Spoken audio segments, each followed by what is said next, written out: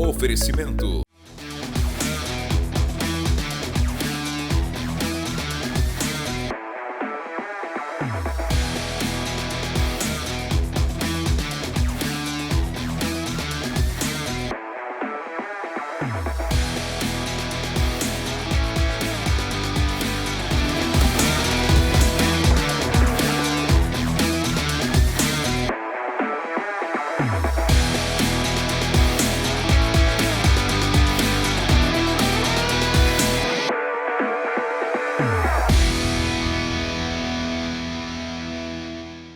Olá pessoal, estamos começando mais um ANW aqui na TV Amazônia, canal 7.1 em Santarém.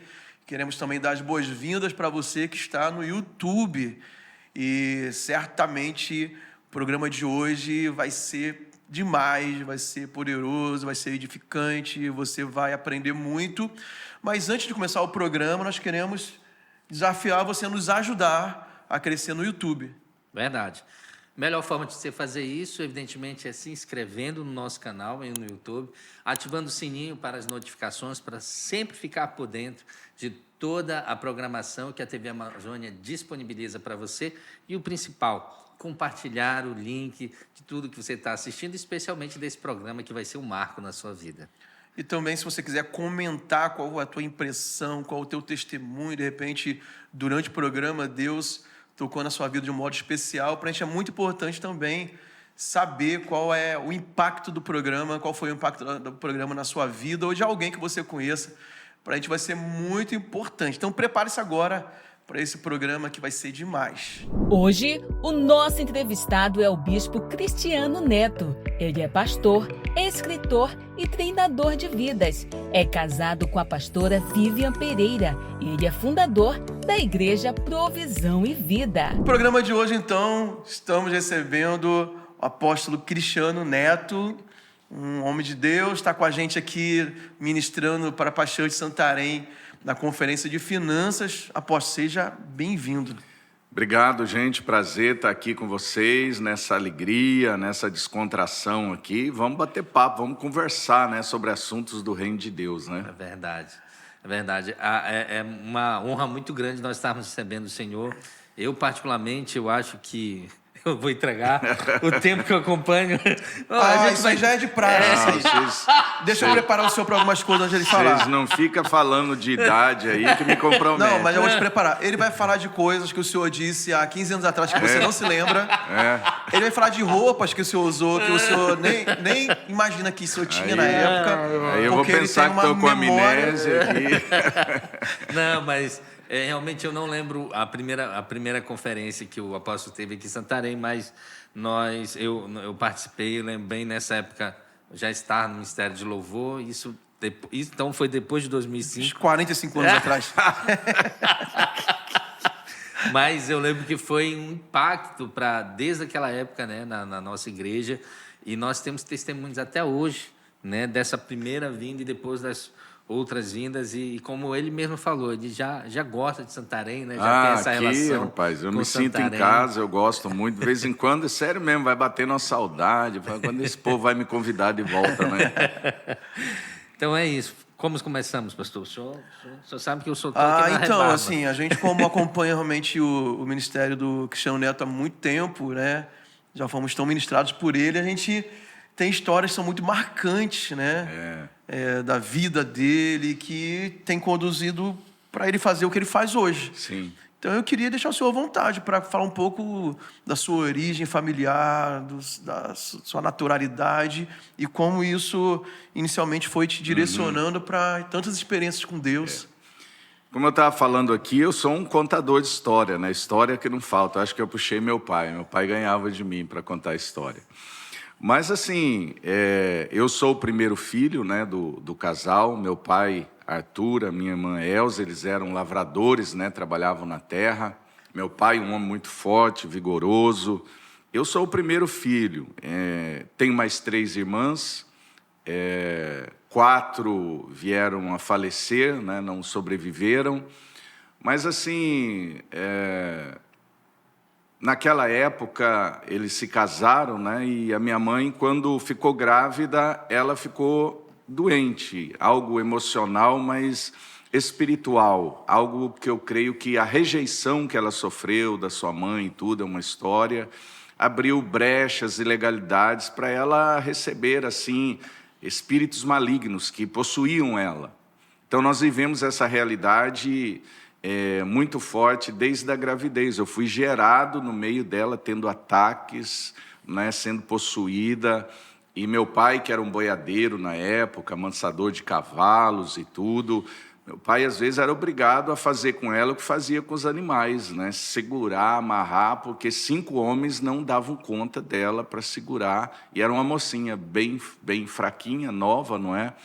E eu fui gerado nisso. Quando eu vinha nascer, o médico trouxe a fórceps e ele deu um diagnóstico, que era melhor que eu morresse do que vivesse, porque ia ter muitos problemas e tudo, não é? De saúde e tal. Mas, graças a Deus, quando a gente tem um plano, tem um propósito, eu sobrevivi através das orações do meu pai. Não era crente na época, mas era religioso, muito religioso, tinha muita fé lá do interior, e ele com a minha avó oraram e tudo, e eu sobrevivi. Mas nós passamos até meus 14 anos, até eu vir a me converter, vendo a minha mãe tendo aqueles ataques. Eu creio que a sua maior dor prepara você para o seu ministério.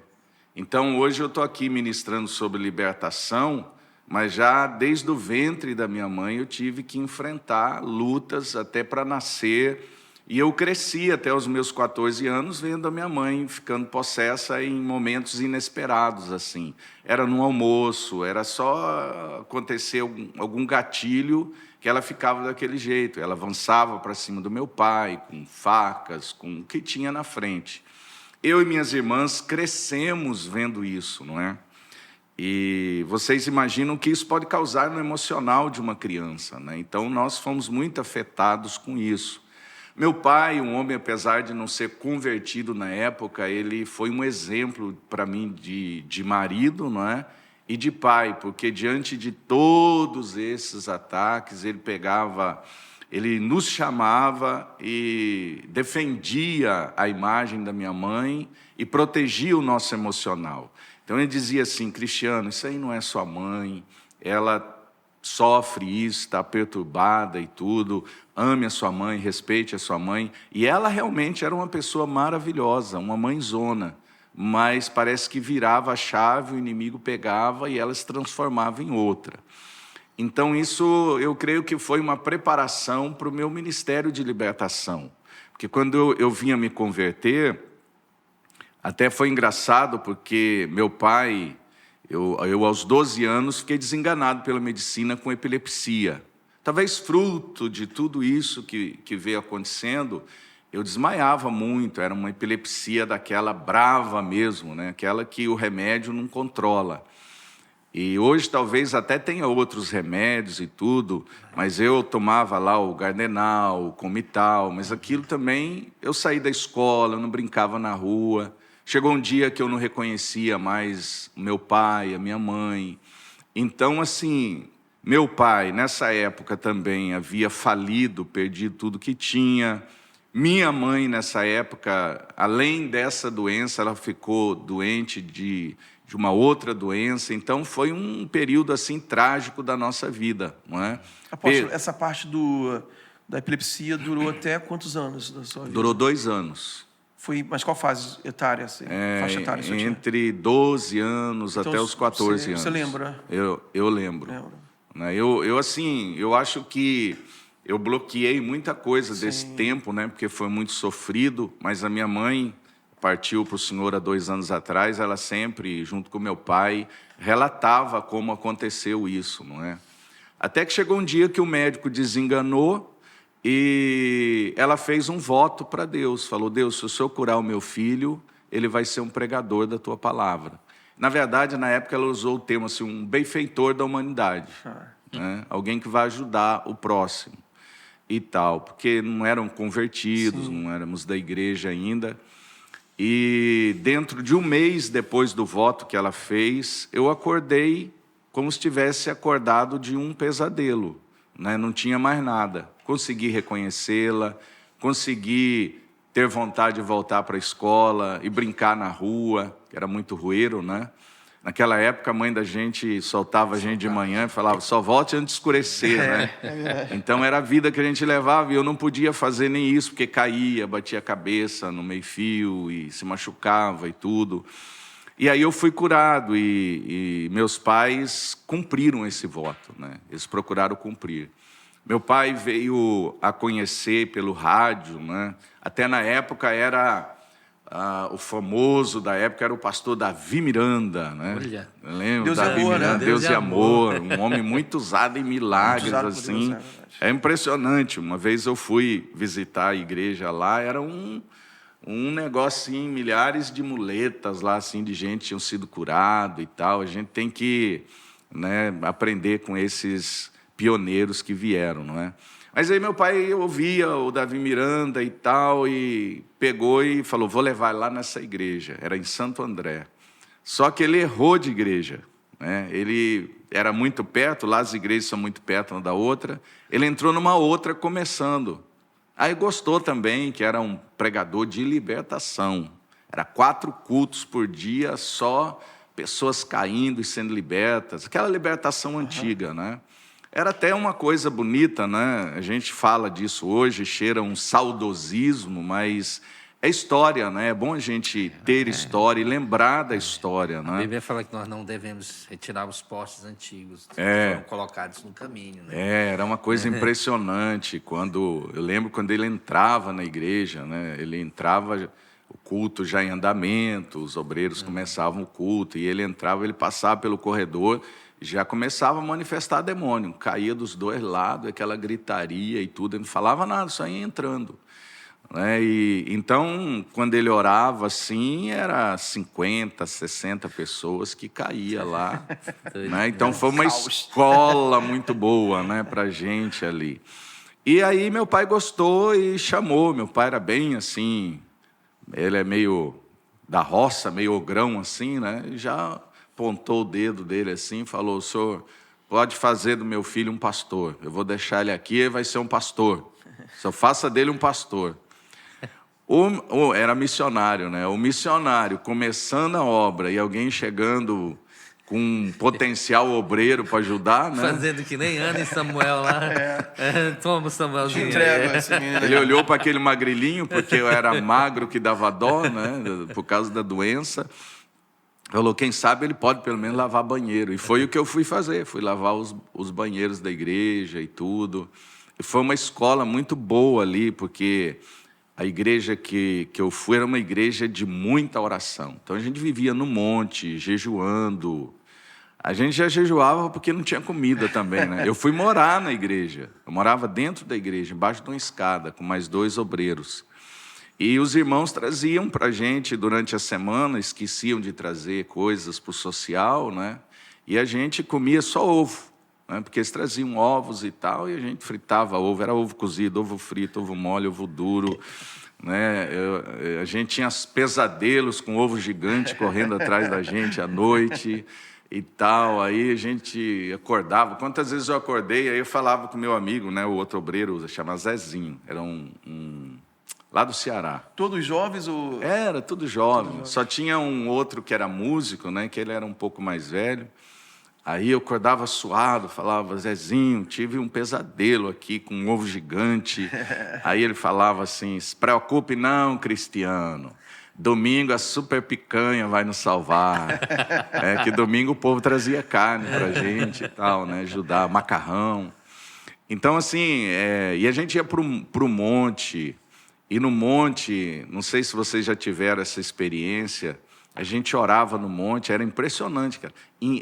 Iluminava todas as árvores, as folhas. Eu já ouvi falar, mas né? eu nunca tive essa experiência. Eu tive essa experiência. Ver. Lá no Rio de Janeiro, o Rio de Janeiro é muito monte, né? Muitas montanhas. Tem muitos montes de oração lá. Sim. E o povo relatava muito essa manifestação de Deus, né? Acho que eu nunca fui no monte à noite, é por causa disso. Só ia de dia. Tem que ir à noite para enxergar, né? Mas realmente, eu ouvi muitos relatos sobre isso. Da vez que eu fui, eu achei... Os gravetos ficavam acesos, né? Gravetos, as folhas, as árvores. Era impressionante, cara. um mistério ali, não sei se tem uma explicação científica, né? Eu prefiro entender que seja Algo de Deus. realmente algo de Deus, sobrenatural, né? E eu, assim, sempre fui equilibrado, né? Entre a razão e a fé e tudo. E eu pegava aqueles mundos, botava num saquinho e levava para a igreja, né? Aí, de noite, a gente ia no sábado, no domingo à noite, eu assim, criativo, né? Mandava apagar todas as luzes da igreja, pegava aquelas folhas, ainda estavam acesas. Uau. Era impressionante, parecia como é que fala, uma lâmpada dessa, assim, neon, um neon, assim. E são experiências, né? Falar no rádio. Hoje em dia, né, eu vejo a Igreja da Paz uma maravilha, né? Treina, discipula. Naquela época a gente aprendia no grito, né? E aí o missionário um dia me levou na rádio, assim, e eu pensei que eu ia olhar, ver, ficar de fora, e já sentou eu do lado, assim, e aí tá falando e orando e gritando lá, e já me botou na roda. Fala aí, Cristiano. Falei, meu Deus, o que eu vou falar? Já fiquei falando sozinho no microfone.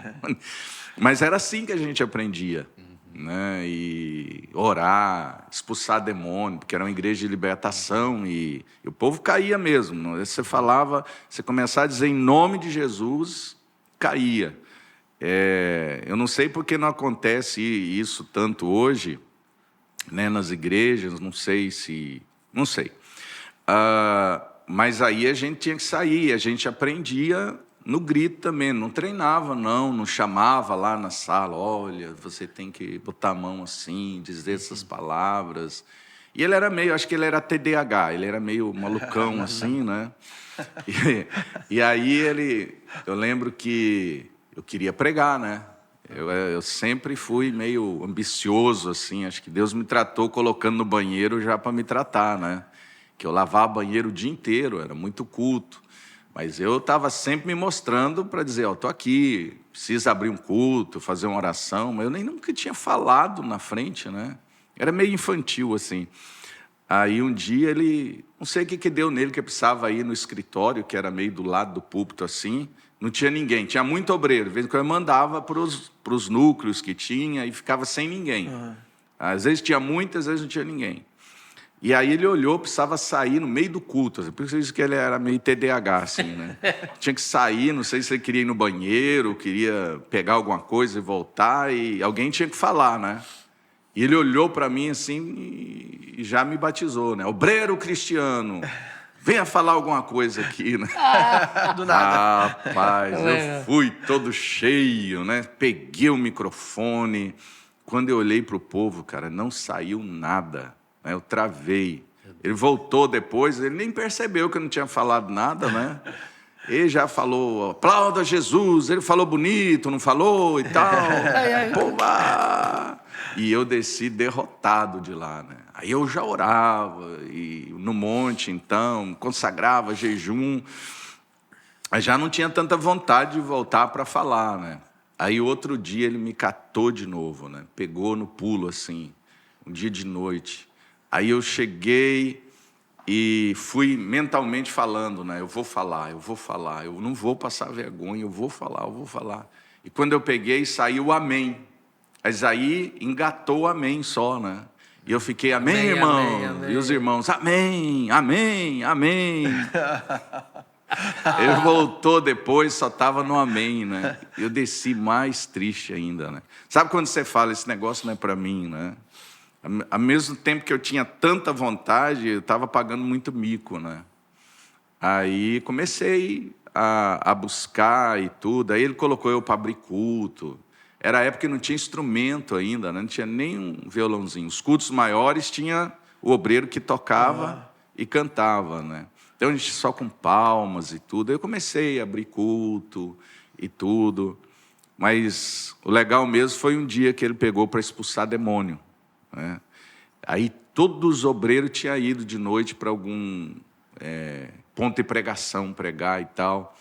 Só estava eu lá, e ele orou. Por isso que eu digo, ele era meio esquisito. Aí ele orou, caiu todo mundo, e não tinha quem expulsar, só ele. Ele olhou para mim assim, chamou eu, falou, eu vou por aqui, você vai por ali.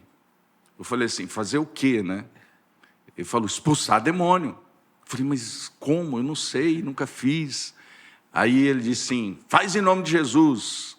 Rapaz, quando eu cheguei, tinha uma senhora grande, possuída, ela deu um urro assim e perguntou para mim, quem é você? Para intimidar, né? Rapaz, eu me apresentei para o demônio, falei, eu sou cristiano, quase que eu disse muito prazer. CPF, Perguntou, né? Perguntou, né? Eu estava tão assim em pânico que eu me apresentei, né? Quase que fizemos uma amizade ali. Aí o demônio olhou para mim, né, na boca daquela mulher, falou assim, eu só saio com ele. Olha aí. Para frente. Eu estava sendo treinado ali no loco, né? Aí, rapaz, eu em pânico, não sabia o que fazer, e eram uns 30, 40 caídos ali, grito, e gente se retorce, só eu e ele. Aí eu fui falar com ele, né? Cheguei no vidro dele, ele estava expulsando um demônio de uma mulher, e quando eu distraí ele, a mulher tacou-lhe a unha no rosto e já correu sangue. E eu falei assim para ele, ó, tem um ali que só sai com o senhor. Né? Deve ser seu amigo lá, deve sair com o senhor. Rapaz, ele me xingou tanto, né? E eu tenho uma coisa. Hoje eu já estou convertido, claro. Mas gritava comigo, virava uma chave assim, sabe? Eu ficava muito bravo. Aí eu fui e descontei a raiva no demônio, rapaz. Grudei na mulher, rolei com ela. No fim saiu. Fight. Tem uma história, assim, eu estou tentando lembrar o nome desse pastor, mas é um pastor que era muito conhecido em Belo Horizonte. E o filho dele foi expulsar um demônio. O filho dele estava sendo treinado para ser pastor. O filho dele foi expulsar um demônio e acho que era uma mulher endemoniada, deu um tapão na cara dele, sabe? E foi muito vergonhoso, porque foi em público e era uma igreja muito conhecida em Belo Horizonte. Eu vou lembrar depois. Eu acho que o nome do pai era Glauco Terra Pinto. Glauco Terra Conheci Pinto, o Glauco. Né? Então era o filho dele. Da primeira igreja batista. Lá. Aí, o que ele fez? E o menino não expulsou o demônio. Acho que levou o tapa e saiu. Ele mandou esse filho dele lá para o Rio de Janeiro. Lá no topo da favela da Rocinha, tinha uma igrejinha de um pastor de uns 80 anos, igrejinha pentecostal, mas o cara era uma sumidade em libertação. Levou ele para ser treinado lá. Rapaz. Olha só. E ele passou um tempo lá, não sei quanto tempo, sendo treinado para ele vencer esse trauma, essa né? área a gente precisa ser treinado mesmo, né? Porque Esse pastor idoso eu conheci, porque quando eu estava no Rio de Janeiro, esse período que eu soube essa história, a igreja que eu estava, o pastor era muito usado em libertação. E ele tinha amizade com esse pastor lá da Rocinha. Esse pastor foi um dia na nossa igreja ministrar lá, cara. E eu vi coisas incríveis também. Sim. Um velhinho, ele quase mal estava com 80 e poucos anos, cara. Ele já me estava sentado já. Mas, incrível. Eu me lembro uma vez que o pastor Sabá estava pregando, ele falou uma coisa tão simples, mas eu não esqueci. Ele disse assim que se o teu discipulador é tão simples que ele só sabe montar e desmontar uma bicicleta, aprenda com ele porque você vai precisar desmontar uma bicicleta no ministério um dia, né? E às vezes o que acontece com a gente é tudo preparação para o ministério, né? Depois no campo, fundando igrejas, por onde eu fui, eu precisei, porque as pessoas manifestavam muito, eu precisava saber disso. Interessante. Né? E depois desse dia, pastor, que teve a situação, aí, o senhor, como foi? O senhor começou a pregar, o senhor continuou só com... Ou ficou muito mais tempo lá? Como foi a transição? Tudo comigo aconteceu muito precoce, né? Eu fiquei um tempo nessa igreja, houve uma situação depois, aí um outro pastor me convidou para trabalhar com ele, eu fui trabalhar mais um tempo. Logo em seguida, eu decidi fundar uma igreja lá em São Paulo, no bairro Itaim Paulista. Aí nós fundamos uma igreja. Aí eu precisei, porque era um bairro também muito oprimido e tudo, né? Logo em seguida, meus pais decidiram ir para Rondônia, né? Eles eram assim microempresários e tudo, e eles decidiram ir para Rondônia. Eu falei, eu vou junto também, né? Era bem novo na época. E era um campo que necessitava muito, muito, muito de pregação e tudo. Eu achei interessante. Falei, poxa, São Paulo tem muito, né? Mas lá o povo não tem. E era o tempo que estavam vindo todos os paranaenses, gaúchos e tudo para lá. Tem muito paranaense em Rondônia mesmo. Os anos 80 e tudo, né? Foi por esse período. E aí eu vim com ele, nós pegamos ali uma cidade, era Rolim de Moura. Rolim de Moura estava começando. Era aquele período que tinha asfalto só até Cuiabá. Depois Era agrícola lá? Era agrícola. Né? O governo estava doando terras, né? O governo dava 42 alqueires para quem chegasse para começar a trabalhar. Meu pai, como era agricultor, agora em São Paulo ele era um microempresário, então ele quis voltar para a terra de novo e eu acompanhei. A gente sempre foi muito família, sabe? Apesar de ser desafiador e tudo, eu os acompanhei e depois eles me acompanharam também no ministério. E aí nós chegamos ali e eu comecei a evangelizar através de rádio da cidade, abrir pontos de pregação na cidade, ainda novinho. Para sobreviver, eu me tornei professor, não é? No ensino público. Aí lecionava para a 5ª, 8ª série, 1º, 2º, 3º ano do 2º grau. E ali eu tinha o meu salário e evangelizava. Qual é a matéria que o senhor dava? Só curiosidade. Eu comecei dando religião.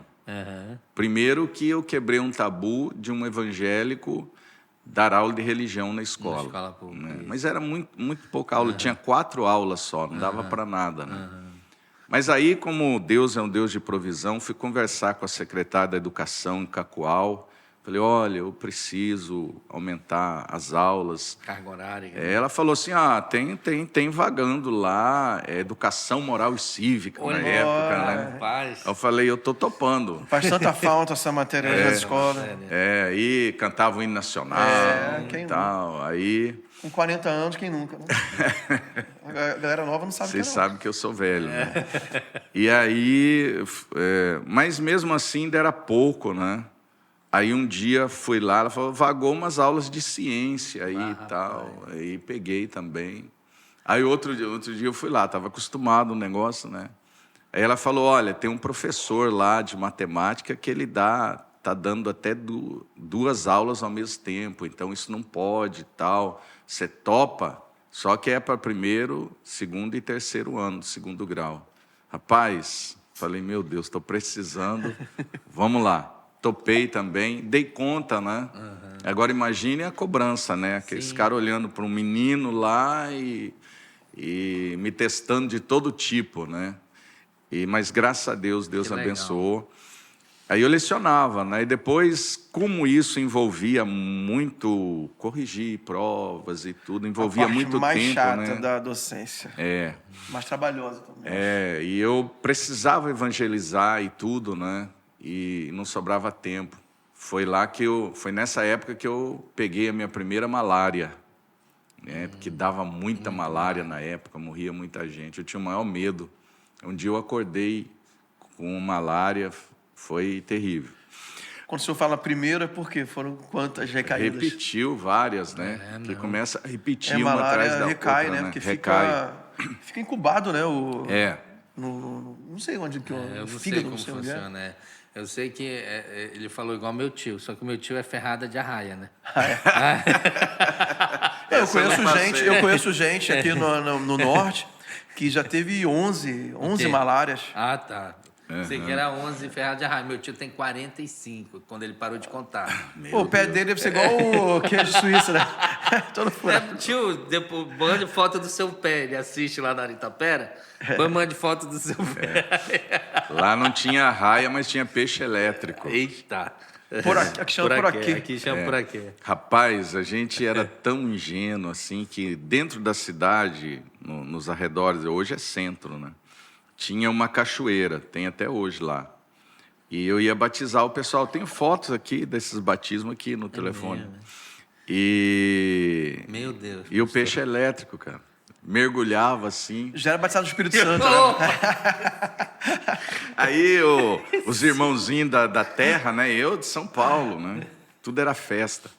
Aí falava, pastor, tinha peixe elétrico aí nesse negócio. E a gente já levava tudo na gaitada depois. Né? Mas é gostoso. Eu nem conto isso lá em Curitiba, eu não fico contando essas coisas, porque é tudo muito surreal para as pessoas muito diferente, de hoje, né? Não, eu estava até conversando um dia desse, que a gente está aqui junto, né? Quem mora na Amazônia, a gente que está na Amazônia, Sim. tem coisas que no Sudeste, no Sul, é muito fora da realidade da vida comum deles, né? Eles nem vão entender, assim, se ficar falando. O meu maior sonho é pegar um avião cheio de curitibano lá da igreja e trazer para cá, para passar uns dias no Ribeirinho, para eles, assim, ter essa experiência. A gente tem recebido todos os anos um grupo grande de jovens da Igreja Batista da Glória de Londrina. Sim. Eles vêm todos os anos e sempre tem jovens vindo pela primeira vez, né? E fazem uma jornada de 10 dias aqui nos Ribeirinhos. Eu vou. O Giliardi, né, que é o pastor dos jovens lá atrás. E para eles é incrível, né? A menina, a Juliana é do Kiko lá, qual é? Do Kiko não, do... Meu Deus, agora... Acho que deu um branco o nome. Qual a Juliana? A Juliane Battini. A Juliana era desse grupo. Desse grupo, pois Só que ela veio e ficou. Ela veio e Tá ficou. morando aqui. Tá como missionária aqui. Mas só que ela tem um nome do outro pastor. Eu esqueci o nome do pastor agora. Mas é de lá. E é muito legal, cara, essa perspectiva, porque ele vinha para cá para as conferências do MDA. Não, é o sogro. O Giliardi é genro dele, do pastor principal da igreja. Pois é, agora eu esqueci o nome Eu vou dele. lembrar também o seu nome dele, vou lembrar. E aí é muito legal. Abel ou uma coisa assim? Não, é um nome meu. Não, eu vou lembrar o nome dele. Eu vou lembrar. Eu também vou. É porque é um nome diferente. Mas qual Enoque. é? Enoque. Enoque, Pastor Enoque. perto do Abel. Perto. Só Rapaz, esse homem é de... uma geração, né? Esse Depois cara, ali. eu vou te falar, essa foi boa. Só um pulinho Só um na pulinho. história. Tá tudo na genealogia ali. Tá tudo em Gênesis. Pastor não perde, não, Tá cara. tudo no livro de Gênesis. E logo nos primeiros capítulos. Logo no início, bem pertinho. Pois é, o pastor Enoque. E ele vinha pra cá também, ele era MDA, né? Ele é MDA também. MDA. Então, assim, é muito legal essa... E é uma ideia muito interessante mesmo, pastor, eu o senhor trazer vou essa trabalhar. galera Para aí. você ter uma ideia, cara, meu líder de jovens lá pegou os homens, os meninos lá foram fazer um acampamento, acampar no mato lá, né? Sim. Sair do urbano lá. E, rapaz, virou piada o negócio, que até pia eles levaram pro meio do mato, botaram lá uma piazinha e Ficou tal. muito gourmet, né? Fizeram um tipo de um vaso sanitário improvisado. Eu falei, que é isso? Quem já passou por Rondônia, por aqui? Por isso. Agora eu entendi essa sua... Porque quando o senhor falou, eu vim para Rondônia, eu falei, ele experimentou um pouco daqui e depois voltou. Porque realmente é uma coisa, como o pastor falou, é surreal e é uma experiência que marca. E a gente vê, por exemplo, não só o aspecto da cultura nossa aqui, mas ainda mais dos ribeirinhos. Sim. E aí a gente tem muitos projetos, né? Os canadenses voltam, americanos voltam, porque é uma coisa que realmente muda a perspectiva das pessoas. Muitos colegas lá, né, até pastores e tal, eles ficam curiosos, assim, por que eu venho para cá, né? Eu faço questão de postar nos barcos ali, viajando, quando vou para Juruti e tal. Sim. Eu acho o máximo, né?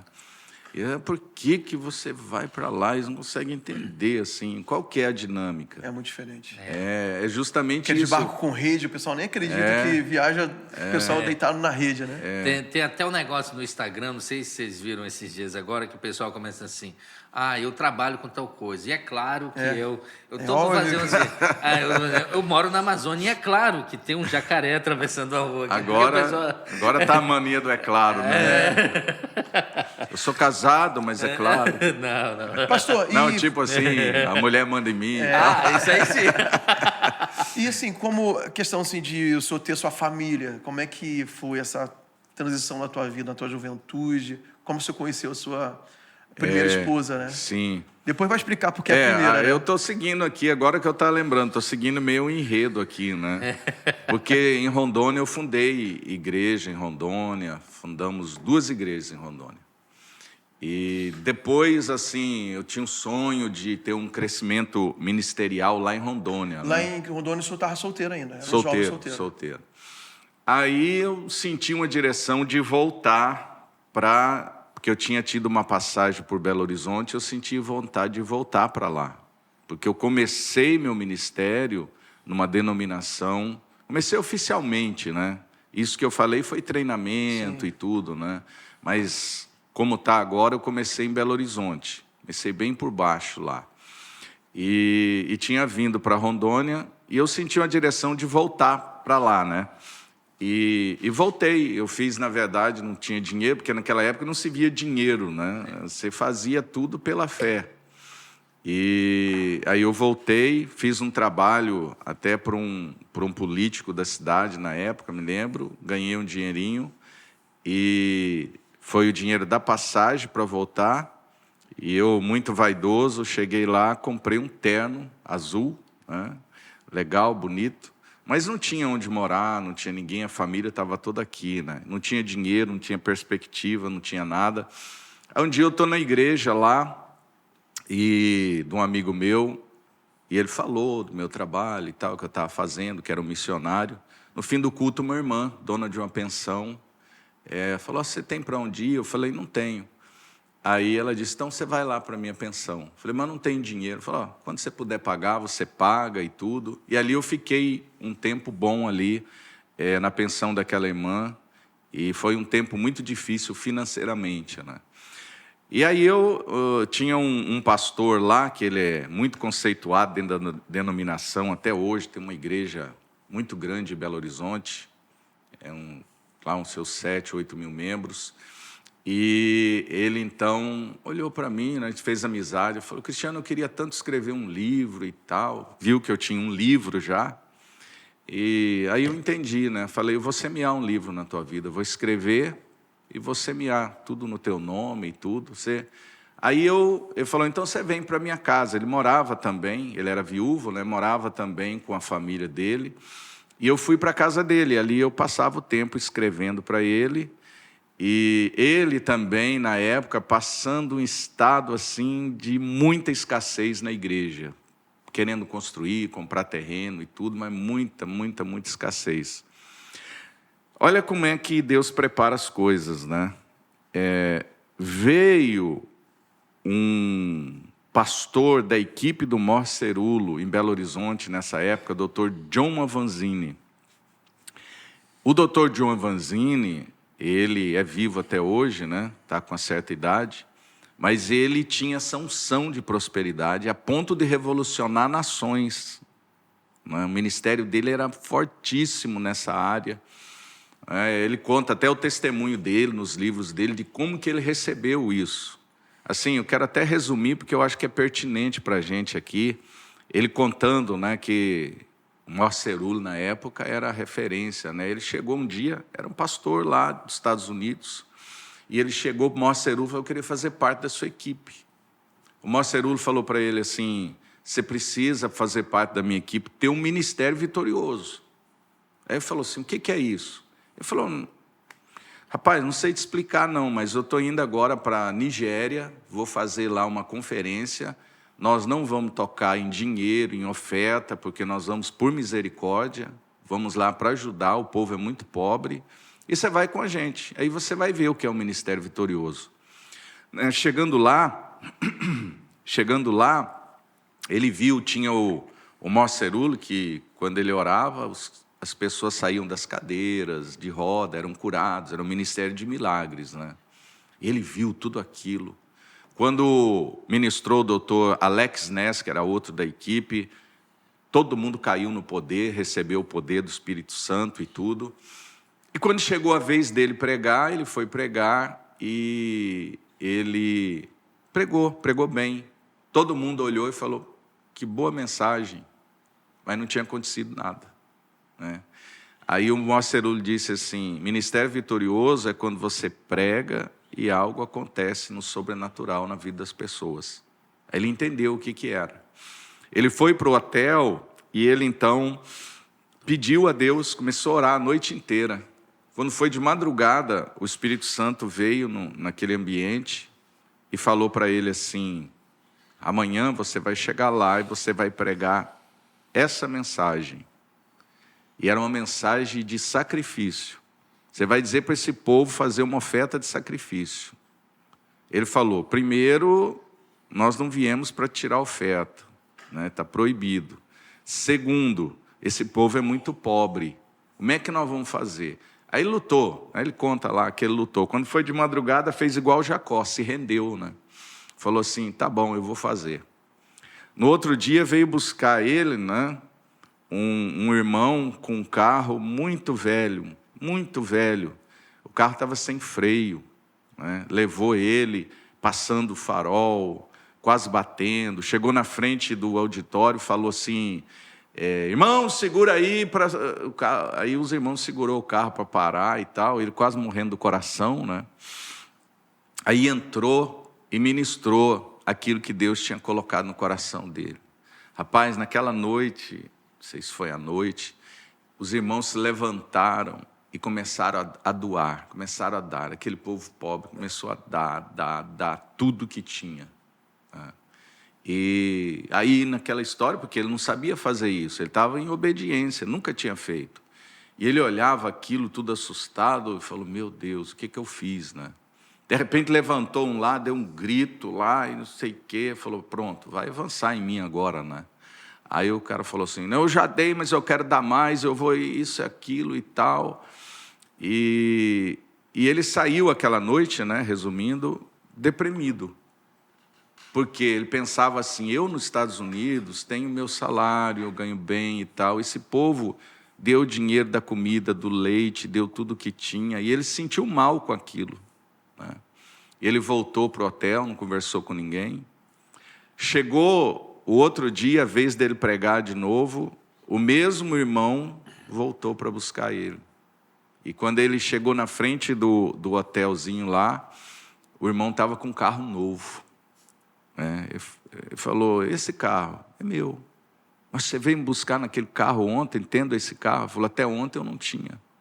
Aquele carro era o meu táxi. Era como eu sustentava a minha família.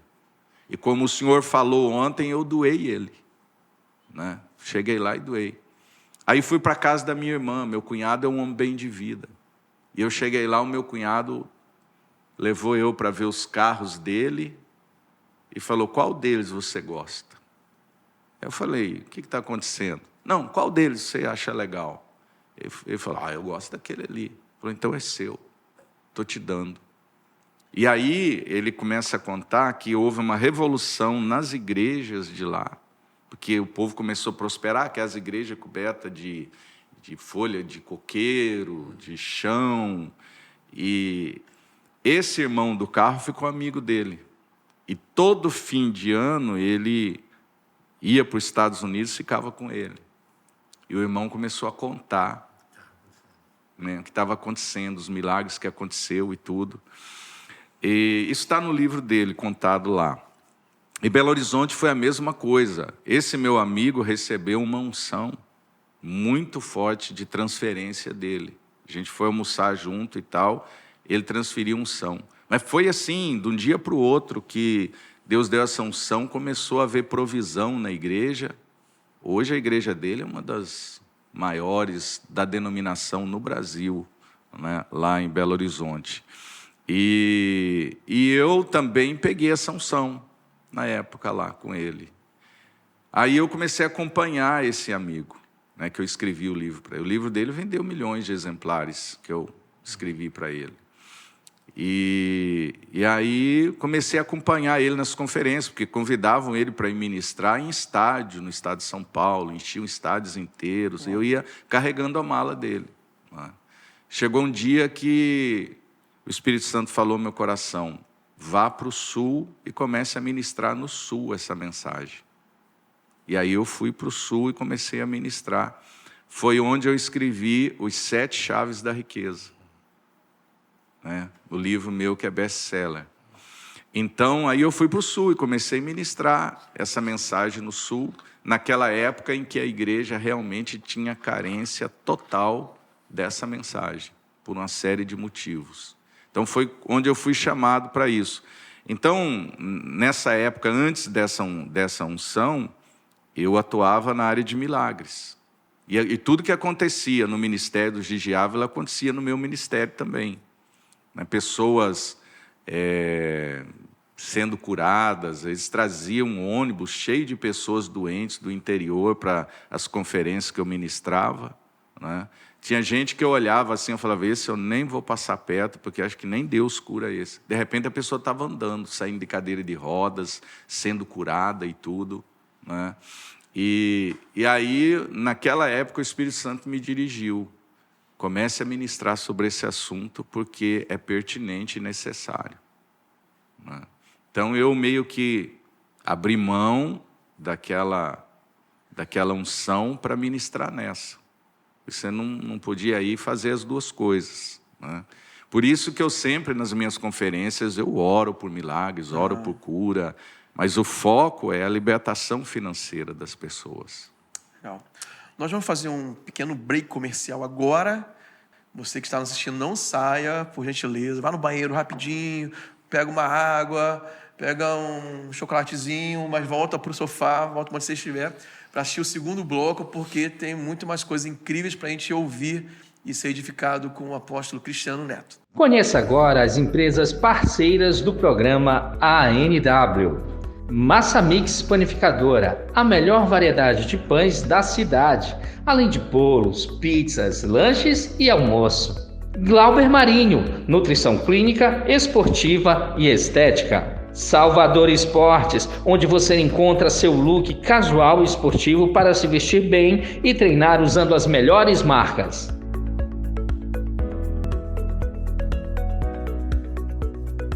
E o melhor provedor de internet da cidade, Move. Entre nesse movimento.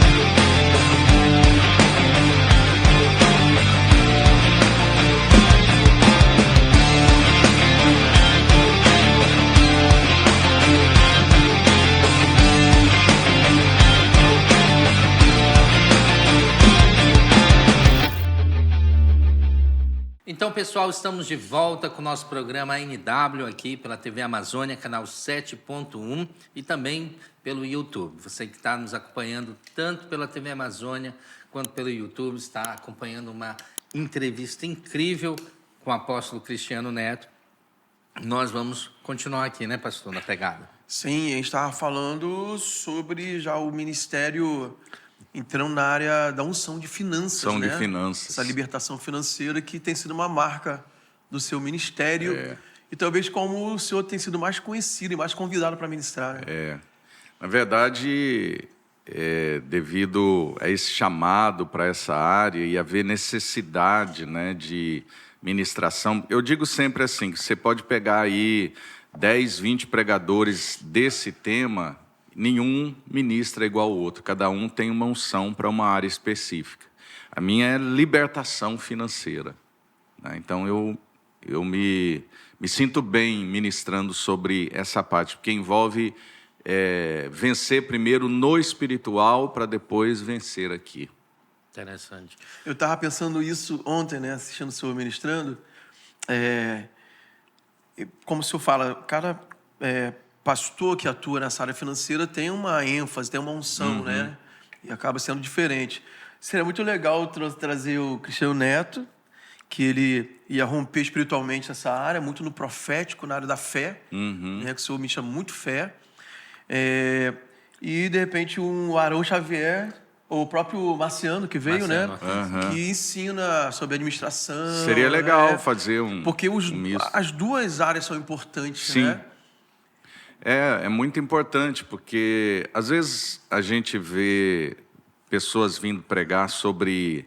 Porque eu fiz empreendedorismo, eu faço treinamento de homens e mulheres de negócio, né? Então eu dou 12 atendimentos para um homem de negócio quando vai fazer a sessão completa, não é? Então a gente ensina tudo nessa área, né? São 12 sessões que a gente vai ali ensinando. Tipo uma mentoria? Como romper, uma mentoria. Né? Eu chamo de treinamento de vidas, né? Então, essa mentoria. E então é muito legal isso, mas de nada adianta você passar todas as estratégias para a pessoa ou para a empresa e você não ensinar primeiro que tem um reino espiritual que precisa vencer lá. Né?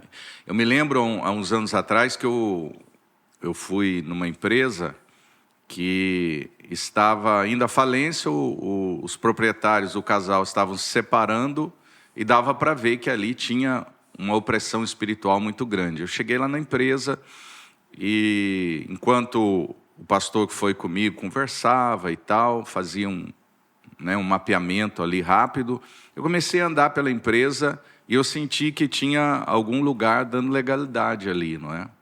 Aí eu fui até a sala da presidência, quando eu cheguei lá tinha um altar, na verdade, né? Uma caixinha assim. Eu falei, o que é isso aqui? Senti muito forte que ali tinha uma legalidade. Aí o dono da empresa disse, não, esse foi alguém que veio fazer um trabalho aqui, assim, assim e tal, e disse que isso ia me dar muita sorte, ia me ajudar muito e tal. E eu falei assim, eu acho que não é isso aí... Aí expliquei para ele, né? A respeito de libertação. Aí ele me deu aquela caixa e falou, pastor, então se livra disso para mim. Eu levei para a igreja e chegou, acho que na outra semana, eu fui na calçada, beirando a calçada, para queimar aquilo, né? Então nós oramos e tudo e queimamos aquilo. E era um lugar que passava muitas pessoas, e as pessoas, quando passavam naquele momento ali, tinham nada a ver com aquilo, se sentiam mal. Era como se estivesse ali demônios saindo daquilo e atormentando as pessoas que estavam passando ali. Então existe muito isso, e não é à toa que os empresários hoje levam o espiritual para dentro da empresa. Né? Aqueles que são cristãos, convertidos e tudo, eles levam pastores para orar, para fazer lá uma mentoria, uma capelania, como se fala hoje, porque tem a capelania empresarial. Né? E aqueles que ainda não conhecem levam representantes de outras religiões e tudo, e eles acreditam naquilo, mas muitas vezes isso nem ajuda. Então, assim, tem o lado espiritual. Uma vez liberto no espiritual, é muito bom a pessoa aprender outras ferramentas, outras técnicas, né? Então, sim, voltando só um pouquinho do bloco anterior, essa transferência de unção nessa área da sua vida foi pelo pastor que o senhor escreveu o livro. Não foi pelo Dr. John Avanzini. Nós dois estávamos lá. Sim, tá. Né? E ele, então, no recebeu... evento, naquele evento.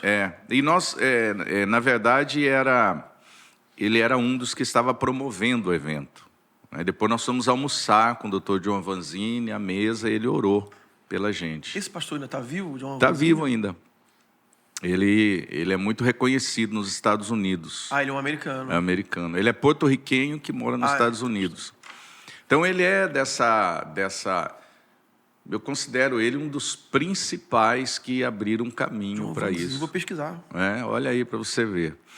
E assim, a gente aprendeu muito com ele. E no caso, esse amigo meu, a gente foi essa alavanca no país. Televangelista. John F. Avanzini.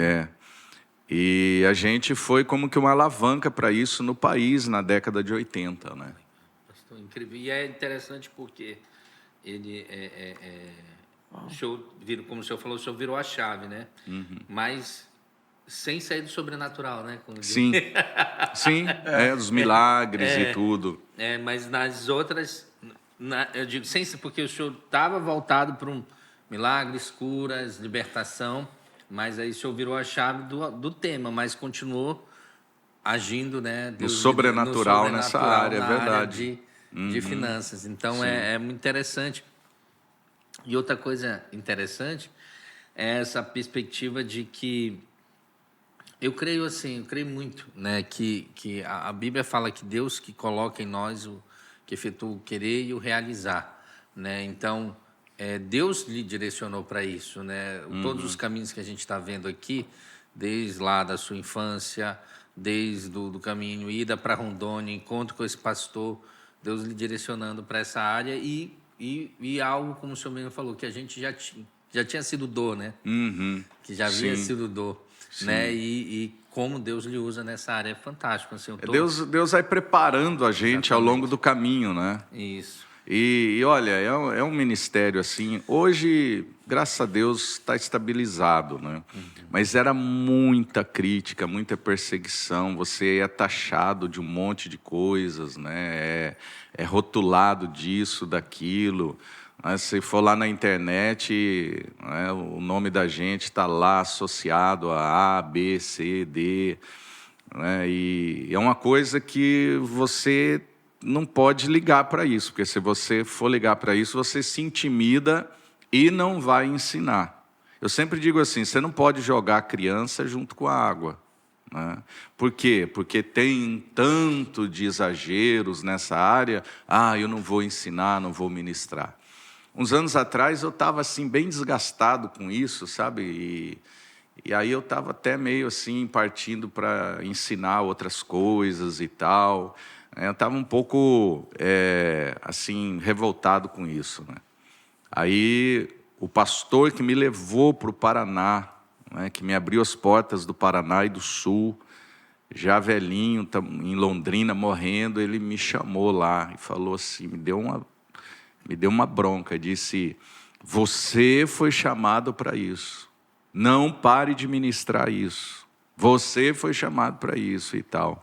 Aquilo me trouxe para o centro de novo, sabe? Né? Ainda bom que Deus colabora com a gente, né? E pastor, e na sua vida particular, como é que foi a virada de chave financeira? Porque você veio de uma história de pobreza, né? Até no ministério inicialmente, né? De passar muita escassez.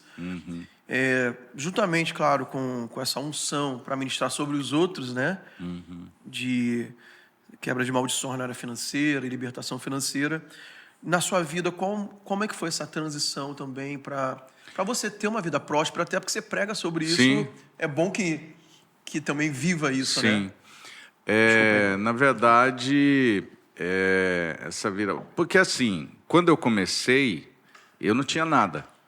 Né? Não tinha nada, não tinha bens. Na verdade, eu tinha comprado uma casa em São Paulo, era a única coisa que eu tinha.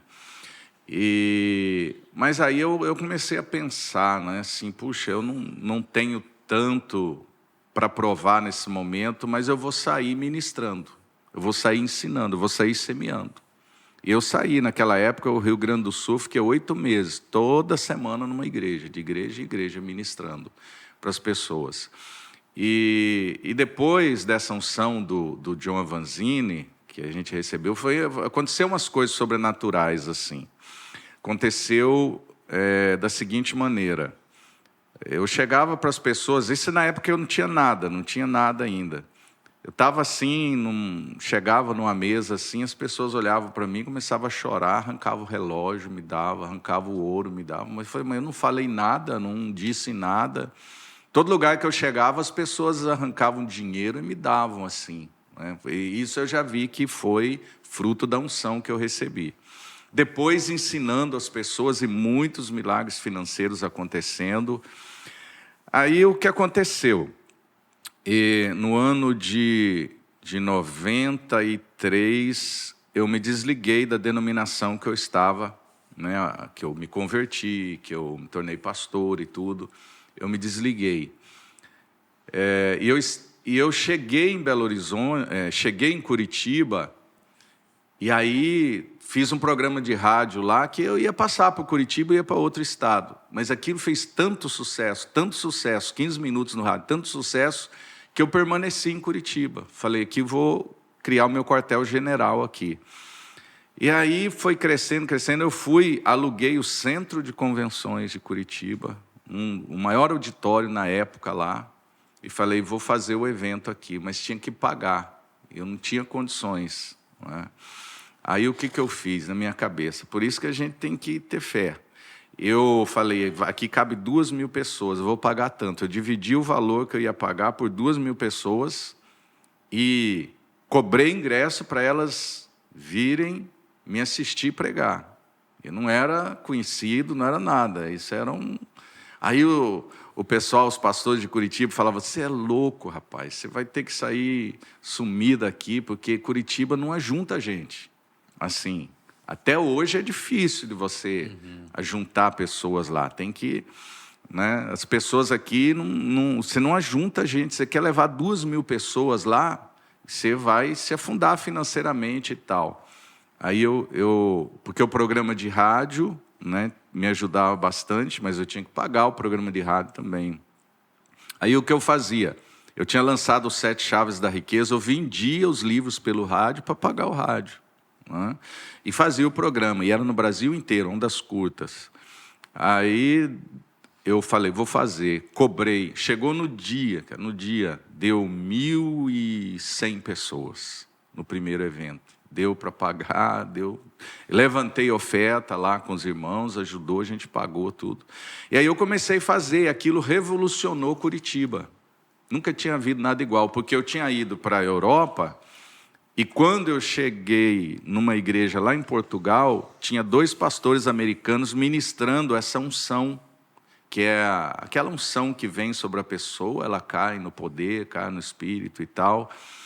E eu nunca tinha visto isso. Eu cheguei, o amigo meu, pastor que foi comigo, ele ficou assustado com aquilo, e eu fiquei encantado com aquilo, né? E cheguei perto dos 2, eles nem me tocaram, eu caí no poder, na unção. Nunca tinha caído, nem nada. Aí... E eu estava pregando lá em algumas igrejas. A próxima igreja que eu fui, orei, caiu todo mundo na igreja. De pastor, todos os obreiros, ficaram tudo forrado no chão. Eu falei, mas os portugueses gostam de cair, né?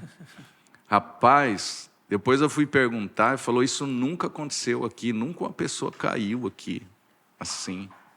Aí eu senti que eu tinha recebido aquela unção. E aí eu cheguei em Curitiba, aluguei o Centro de Convenções e ministrava isso.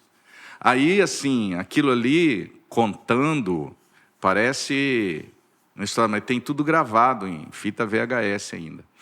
Tem tudo gravado, assim, começou, as pessoas, era 500, 600 pessoas caídas no poder, assim, no meio do povo, batizado com o Espírito Santo, câncer sumia, desaparecia, via gente desenganado, levavam gente de hospital... E eu ministrando. Chegou um momento que as pessoas começaram a emagrecer, né? Tem isso tudo filmado. As pessoas começaram a emagrecer, assim, sobrenaturalmente, na frente da gente. Ou foi aquele tempo que houve essa onda de unção, os dentes de ouro. Né? Nos anos 90 foi assim. Começou a acontecer, mas lá em Curitiba eles não haviam visto isso. Nunca tinham visto essas manifestações. E aí vinha gente de todas as denominações. O segundo evento já não coube o pessoal, 2.000 pessoas. Ficou gente sentada pelo corredor e tudo. E foi ali que começou, né, a prosperidade para o meu ministério. Através daquilo ali, o povo contribuindo, o povo ajudando. Eu tinha uma equipe, aí eu fui para a CNT com um programa diário, na época, depois fui para Bandeirantes, o programa de rádio, ninguém entendia como que a gente pagava tudo aquilo, porque televisão era e é caríssimo, né? Então, mas assim, aí tudo que a gente falava, ó, um dia eu cheguei no centro de convenções, é um cinema, é fechado como aqui, né? Aí eu falei assim, vai entrar um vento aqui agora e soprar aqui dentro, e quem está doente vai ser curado e tal, né? Rapaz, começou a ventar dentro do centro de convenções, e gente sendo curada. Eu lembro desse dia que uma senhora que foi para lá, ela tinha uma doença, eu não sei, não me lembro que tipo de doença, mas se você pegasse assim, botasse a mão num fio de cabelo dela, doía o corpo inteirinho. Doía o corpo inteirinho, como se tivesse uma agulhada no corpo inteiro. Naquele dia ela foi curada. Cancerosos que levavam, quando soprava o vento, as pessoas eram curadas. Eles falavam, vai aparecer um anjo aqui agora. Eu nunca falei, mas eu creio que alguém ia ver um anjo ali naquele momento. Era um ambiente de muito milagre, assim. Esse período dos anos 90, eu estava em 93, 94, eu estava morando em Rio Branco, no Acre. Eu era solteiro ainda, assim, jovem, né? E lá teve esse tempo de muito avivamento nesse mover. Inclusive, 2 pastores que depois eu vou, fora do ar, vou me certificar, talvez o senhor conheça, porque eles eram da denominação que o senhor fazia parte, em São Paulo. Não, um em São Paulo e outro em Goiás. Mas eles eram acrianos. Sim. Aí eles voltaram para o Acre, sim, os caras ministravam nessa dimensão aí, nessa porque vibe. A unção foi se alastrando, né? A unção foi se alastrando, a unção de prosperidade, surgiram muitos pregadores nessa área, depois disso, e também nessa área surgiram muitas pessoas eles ministrando. Eram muito influência do Benny Hinn, do Kent Hagin. Sim. Tanto que e da Valnice estava muito em alta naquela época, né? Sim. Então, tanto que eles depois saíram também da denominação, porque não foram bem aceitos. Esse tipo de mover não foi muito bem aceito na denominação. Aí eles tiveram que sair, eu acho, porque não foram aceitos. E a igreja que eles fundaram lá era muito parecida... acho que era Ministério da Fé Bíblica. Um nome muito parecido com o Ministério do Kent Hagin, da Valnice e tal. Mas era, assim, eu vi coisas sobre... Eu vi, não através deles, mas de outro pastor também, que era de Goiás. Eu vi, até tem muita gente que não vai acreditar, mas eu vi esse milagre do emagrecimento instantâneo. Sim, eu vi muito cara. isso. Não Luciano. tem como dizer que não, porque eu vi, e não era charlatanismo, porque... a gente não tinha como ser, assim, não tinha como ser. E assim, o emagrecimento para mim até não me choca tanto assim, né? Não me impressiona tanto, mas o dente de ouro me impressionou na época. Que eu ficava pensando, como é que um materialismo, como é que brota ali um negócio assim. Tinha muito dente de ouro, pó de ouro. Pó de ouro, tudo. Dente de ouro com esses era todo culto quase. Esses 2 anos. Eram sinais físicos, né? Eu creio que nós estamos passando hoje, né, em geral, por um esfriamento nas igrejas, justamente porque acho que a gente esqueceu um pouco do sobrenatural, né? De ministrar o sobrenatural e tudo. Não assim, né? Eu falo há um esfriamento geral, né? Em algumas denominações. O Theo Hayashi, o Ministério Dunamis lá da Zion Church, ele fala muito que marcou ele na infância dele. Eu esqueci o nome do argentino, que ele estava com a mãe dele, eles viajaram. Carlos Anaconda? Anaconda. Aí ele disse que ele viu a orelha do menino, não tinha orelha, a orelha... É o milagre criativo que eles falam, criativo, né? E ele, eu acho que cresceu uma perna. Cresceu, e ele disse que ele viu o menino sem orelha.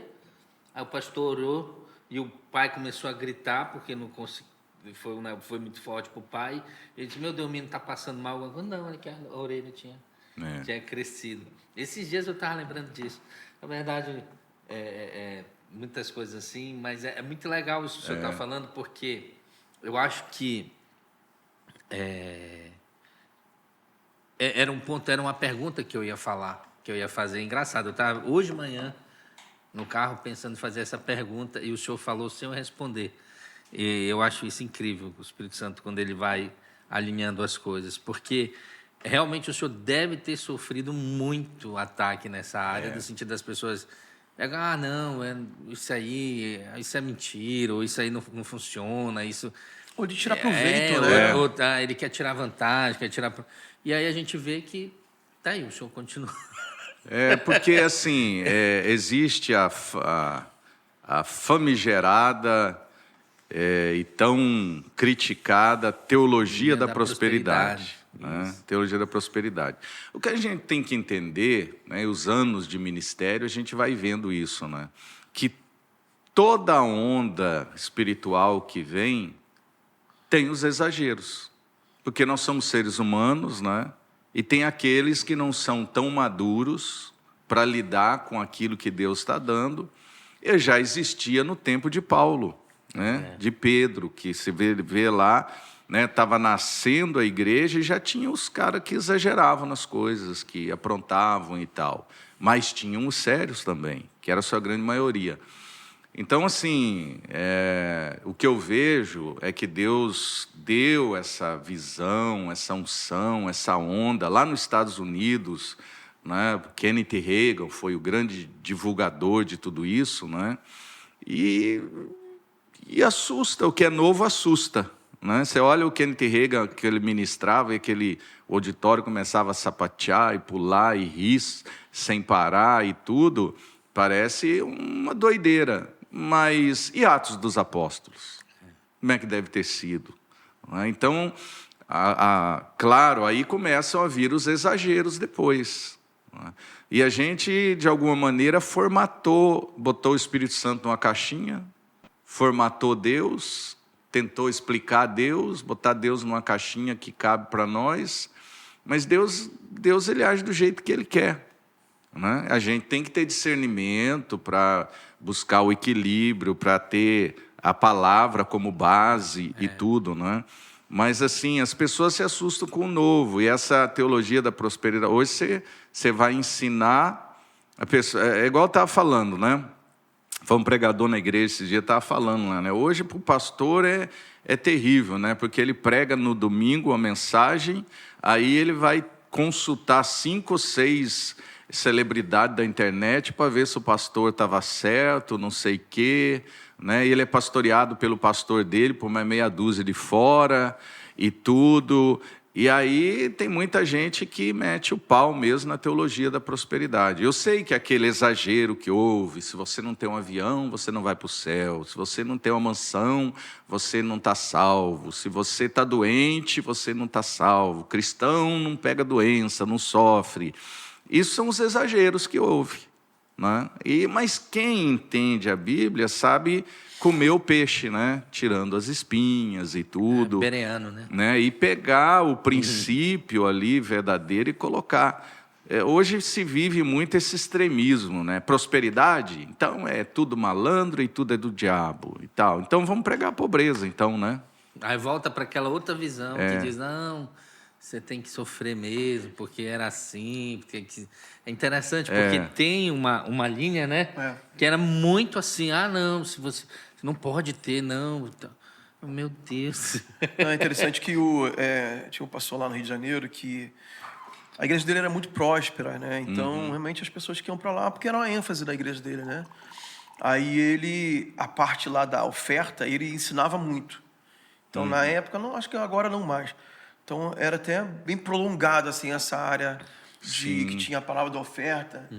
Então, ele recebia muita crítica. Aí ele falava assim, você critica a gente que gasta 15 minutos, 20 minutos, que era mais ou menos isso, ensinando sobre como prosperar, mas você gasta mais de 40 horas, 50 horas por semana trabalhando para prosperar. E não quer ouvir 15 minutos, chaves espirituais para alcançar a prosperidade. Então, você tem que decidir o que você quer na sua vida. Sabe, esses dias eu fiquei assim impactado com um pregador de renome nacional, mas da área, como diria assim, tradicional, né, que era contra esse negócio de teologia da prosperidade e tal.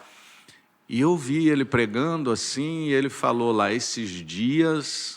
Mas ele é um cara influente, nacional.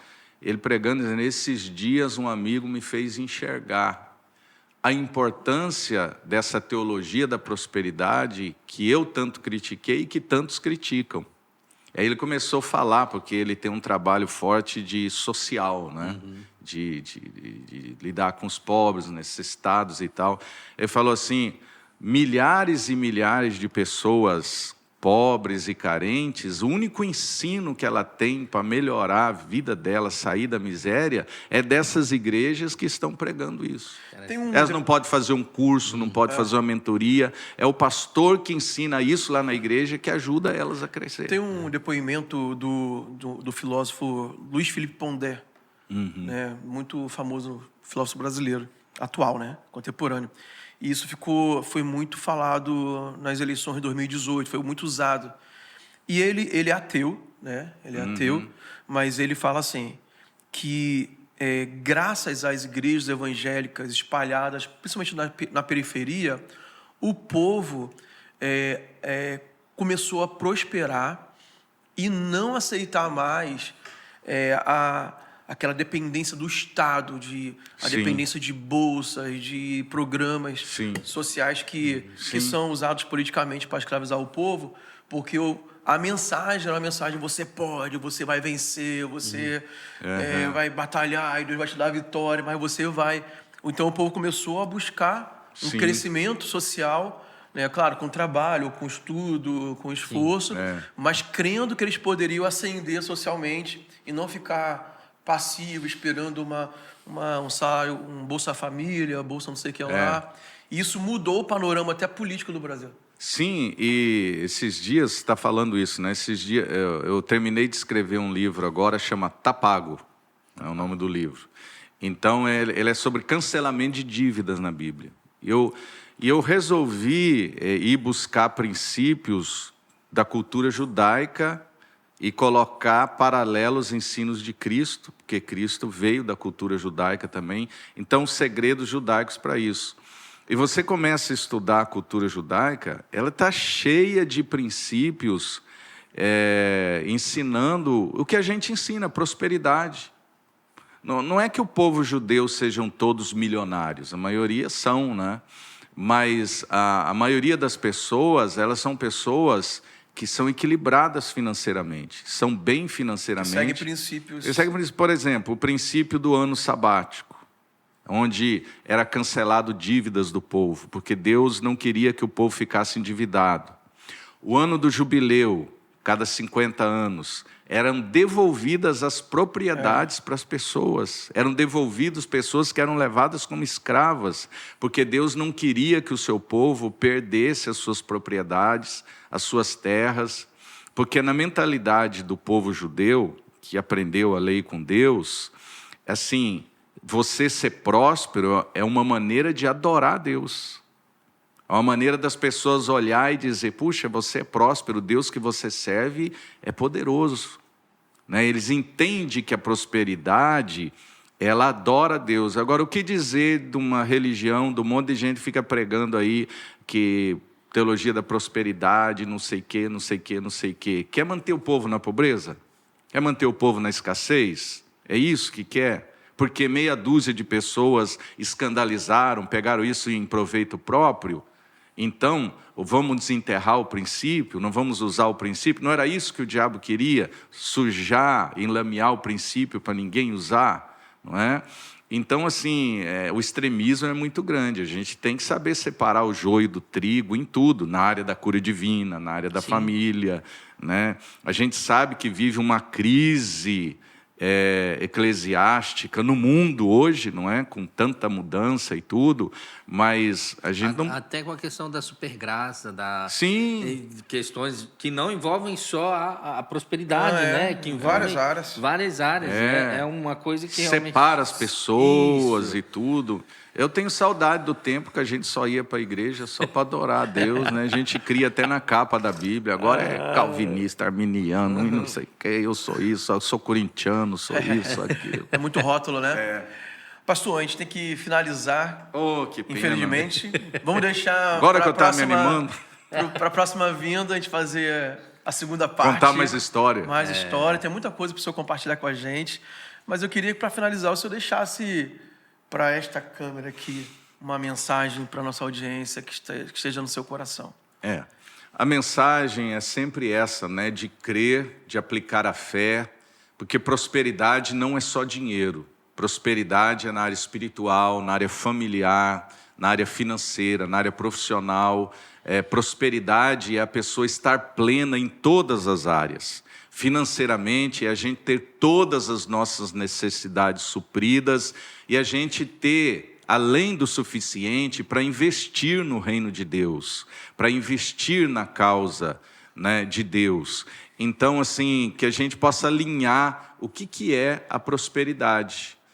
Não é dinheirismo, não é eu ter uma Ferrari para me aparecer, ter um apartamento de 2.000 metros quadrados para dizer que eu sou riquinho. Isso aí é maturidade. Agora, a verdadeira prosperidade é você ter todas as suas necessidades supridas. E eu desejo que você seja próspero. Amém. Que bênção. Obrigado, Programa incrível. apóstolo, pelo seu testemunho, pela sua história de vida, por ter compartilhado com a gente esses princípios. E a sua vida, né, mesmo, né, que fala muito mais alto, né, do que meras palavras que não são meras, né, são palavras verdadeiras. É verdade. Né, Adilson? Verdade. Muito obrigado por ter... Eu sei que é corrido, eu sei que o senhor está pregando desde domingo. Desde sábado. Desde sábado, na verdade, desculpa. Desde sábado. E mais do que a pessoa quer, às vezes, é descansar um pouco a voz, ficar... Porque ainda tem mais uma hoje à noite, né? A gente está gravando na terça, é o último dia da Conferência Prosperidade Bíblica, mas isso nos honra muito o senhor ter vindo aqui. Amém. É um privilégio Alegria muito grande minha. poder ouvir diretamente do senhor toda essa trajetória. Diz que a gente vai ficando velho, gosta de contar história, né? Só faltou um chimarrão aqui agora. Eu esqueci, não deu tempo de perguntar, mas como é que vai a malhação? Porque o senhor sempre foi exemplo do pastor bombado. Rapaz, para pastor ir para academia é um sufoco, viu? Ele pensa que está pecando, que está em pecado. Mas é importante, né? É importante, necessário. Cuidado com o corpo. Cuidado com o corpo. Obrigado, pastor. Então, estamos finalizando agora o nosso programa. Mais uma vez, peço que você se inscreva no nosso canal do YouTube, compartilhe, curta e faça também os comentários para que possamos ter mais relevância aí no YouTube. Você que está na TV Amazônia, obrigado pela audiência, permaneça na nossa programação 100% cristã para abençoar a sua família, a sua casa e também a sua vida. Obrigado aos nossos patrocinadores também, estamos exibindo aí ao longo do programa. Que Deus possa prosperar. E quem quiser também, você que é empresário, quiser fazer uma parceria com o nosso programa, com a TV Amazônia, fale conosco pelo WhatsApp, também pelo direct do Instagram, ou faça uma ligação para o nosso número que podemos te atender e fazer essa associação aí da sua marca com o nosso programa. Tá bom? A gente está facinho esperando você aqui. Deus abençoe. Até o nosso próximo encontro aqui.